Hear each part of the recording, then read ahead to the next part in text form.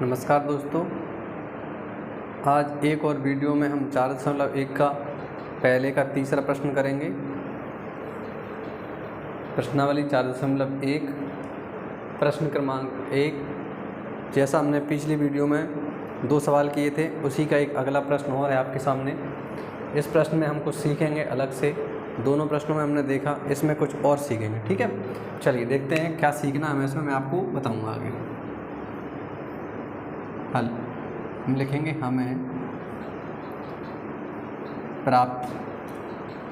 ठीक है, हमें प्राप्त है और हम इस सवाल को लिखेंगे x + 1 बराबर x - 1 और x + 1। यहाँ तक हमने सवाल में अभी कुछ किया नहीं है, इससे आगे करना है। देखिए, कल हमने गुणा किया था इसका इसमें। अब मैं आपको इसमें से लाइंस कम करा के डायरेक्ट गुणा करना सिखाऊंगा। इस x का जब इस x में गुणा करेंगे तो हो जाएगा x²। फिर कौन सा चिन्ह लगा हुआ है? प्लस। इस x का जब 1 में करेंगे तो क्या हो जाएगा? x। 2 का जब इसमें करेंगे, सॉरी, ठीक है। अब हमने इस x का इस पूरे में कर लिया है। अब -2 का गुणा करना है इस पूरे में। -2 का जब इसमें गुणा करेंगे तो हो जाएगा -2x। फिर माइनस लगा हुआ है, -2 का जब 1 में करेंगे तो क्या आ जाएगा? 2। इस तरीके से जैसे हमने पहले किया था तो पूरा लिखना पड़ रहा था, हमें पूरा लिखते थे, फिर कोष्टक लगा देते, फिर गुणा करते थे। लेकिन अब हम क्या करेंगे, थोड़ा सीधा करेंगे, क्योंकि हम सीख चुके हैं। ठीक है, आगे देखिए, इसका गुणा अब हमें इस पूरे में करना है। तो x का गुणा जब इस x में करेंगे तो हो जाएगा x²। कौन सा चिन्ह लगा है? प्लस। ठीक है, x का गुणा इस 3 में करेंगे तो क्या हो जाएगा? 3x। माइनस के 1 का गुणा इसमें करेंगे तो माइनस का क्या हो जाएगा? x। माइनस के जब 3 में गुणा होगा तो माइनस के क्या हो जाएंगे? 3। ठीक है, इस 1 का 3 में किया तो क्या चिन्ह आ जाएगा? माइनस। इससे हमारा क्या है कि एक लाइन खत्म हो जाएगी। ठीक है, आगे देखते हैं। अब सॉल्व करेंगे हम यहाँ पर। ठीक है, इस 2 में से एक x को घटा देंगे तो बचेगा केवल x, और माइनस के क्या लिखा हुआ है? 2। ऐसे हमें यहाँ पे करना है। इस 3 में से इस x को घटा देंगे तो क्या बचेगा हमारा? ठीक है, प्लस के 2x, माइनस के क्या हो जाएगा? 3। ठीक है, इस तरीके से x और x², इसको हम एक तरफ कर लेंगे। x², ये इधर आएगा तो क्या हो जाएगा? -x²। ठीक है, अब यहाँ पे क्या लिखा है? -x। फिर इधर से जब इसको लेके आएंगे तो ये हो जाएगा, सॉरी, ये आएगा इधर से 2x। ठीक है, तो देखिए इधर प्लस का है, इधर आगे काय का हो गया? माइनस का। माइनस के 2 लिखे हैं जैसे के तैसे। 3 जब जो इस तरफ आएगा तो काय का हो जाएगा? प्लस का, और बराबर में क्या आएगा? 0। ठीक है, अब देखिए, जे माइनस का है, जे प्लस का, तो ये दोनों हो जाएंगे कैंसिल। ठीक है, इन दोनों को हम क्या कर देंगे? कैंसिल। अब इस ये 2x और ये 1x जुड़ के क्या हो जाएंगे? 3x।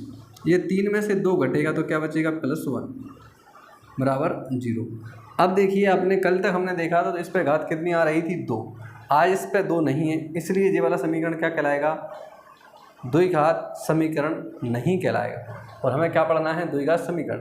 इसने पूछा है कि आपको बताना है कि ये द्विघात समीकरण है अथवा नहीं है। तो यहाँ हम कह देंगे कि यहाँ -3x + 1 बराबर 0 एक, ठीक है, द्विघात समीकरण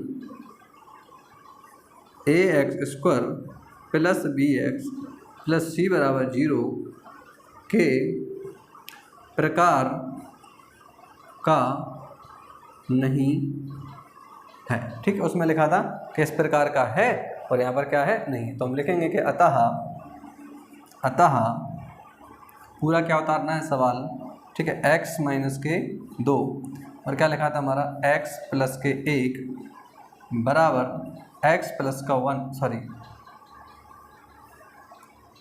x - 1 और क्या लिखा है? x + 3 एक